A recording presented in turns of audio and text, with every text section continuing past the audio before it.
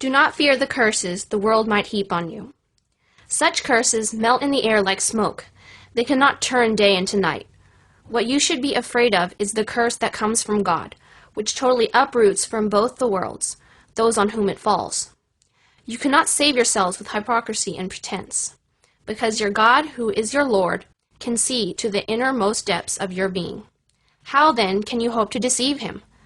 Therefore, strengthen yourself and cleanse yourself to become pure and precious without a particle of dross anywhere in your being, or if there be any such, it will take away your light.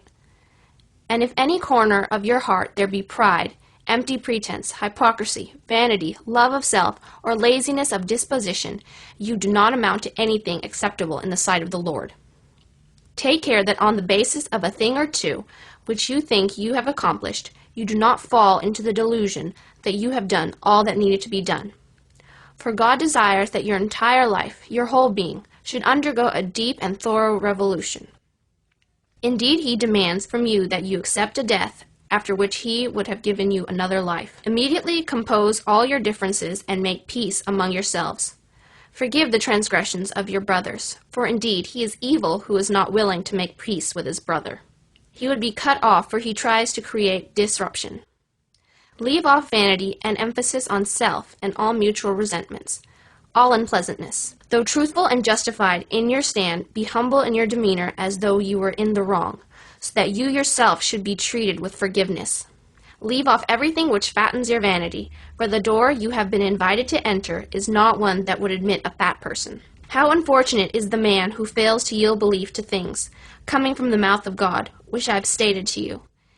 If at all you desire that God in heaven be pleased with you, hasten to become one among yourselves, as though you were brothers born of the same mother. Only he is most honored among you who forgives the transgressions of his brother, and unfortunate is he who remains obdurate and does not forgive. He is not part of me, and he has no share with me. Remain in great fear of the curse of God, for he is holy, intensely jealous, and particular in his holiness. An evildoer cannot win nearness to him. No one who is proud can win his nearness, nor the oppressor and unjust, nor one who is dishonest, nor anyone who is not jealous for his name. Those who fall on worldly benefits like dogs or ants, or vultures falling blindly on carrion, those who have only sought comfort in life, they cannot win nearness to him. Every impure eye remains far removed from him. Every impure heart remains unaware of him.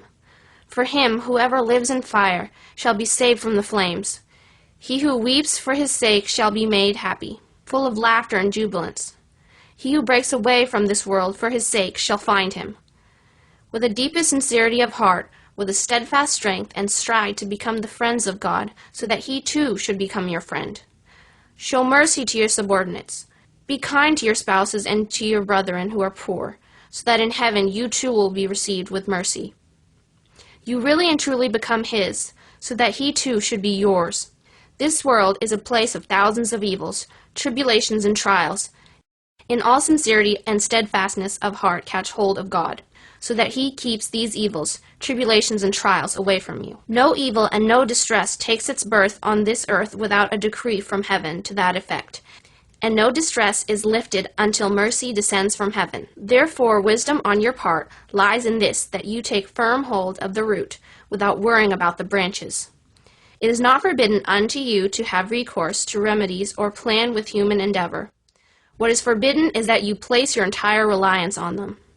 In all circumstances, it is God's will that will be done, and for one who has the power to take his stand on this point, the position of faith in and reliance on God is the best of all positions. Those who do honor to the Holy Quran shall be honored in heaven. For you, another very essential teaching is this, that you do not leave the Holy Quran like a book that has been forsaken, since it is therein, and nowhere else, that your life lies. Those who do honor to this holy book shall be honored in heaven. Those who will hold the Holy Quran superior to every tradition and every other saying shall be given preference in heaven. For mankind now, all over the surface of the earth, there is no book except the Holy Quran. For the sons of man there is no messenger and no mediator except Muhammad. May peace and blessings of God be upon him. So strive that you cherish the purest love for this prophet of power and glory.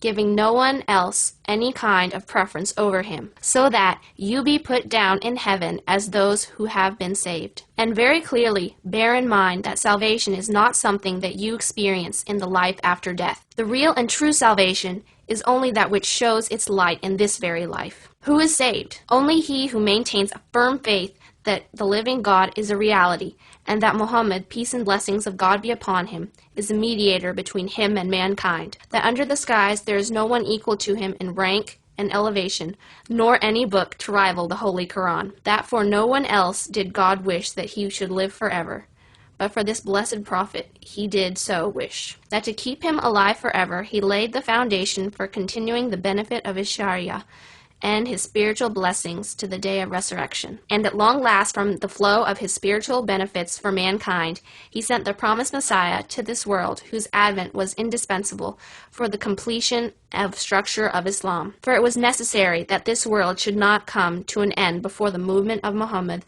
was given the color of the spiritual Messiah, the same as was given to the movement of Moses. This is what the following verse of the Holy Quran points to, namely, اهدنا الصراط المستقيم صراط الذين أنعمت عليهم. Moses received the treasure which had been lost by the earlier ages, and Muhammad received the treasure which the movement of Moses had been unfortunate enough to lose.